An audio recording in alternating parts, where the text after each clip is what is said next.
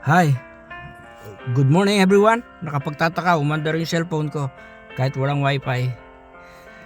Recently, ang ang pagbasa, Good Shepherd, i-share ko lang po about pastor. Matagal ang pastor, Salmo 23 pa.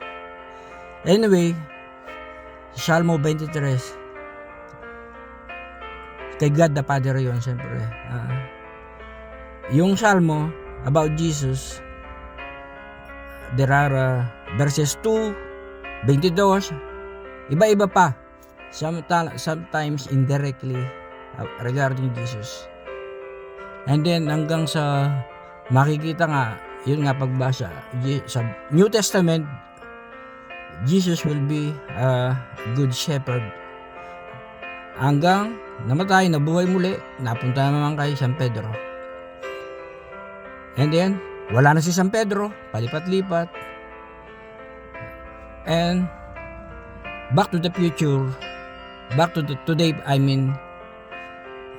Papa Leo. Ako marami. Si Nanay. Hanggang April 1, 2013. Right now, sa buhay ko, ang aking pastor, ang aking ate. Shout out sa aking ate Irene, siya ang aking pastor. Ikaw, sino ang iyong pastor?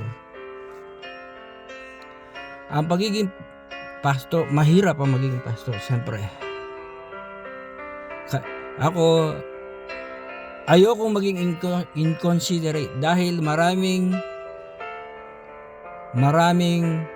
ginagawa ang isang pastor, tapos inconsiderate ang kanyang sheep, ang kanyang tupa.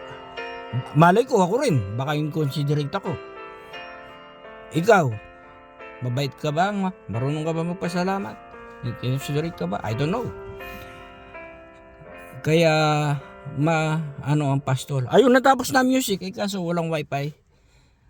Okay, itong recording na to para kay ate ko, ang aking pastor. God bless you all. Bye-bye. God is good all the time. Bye-bye.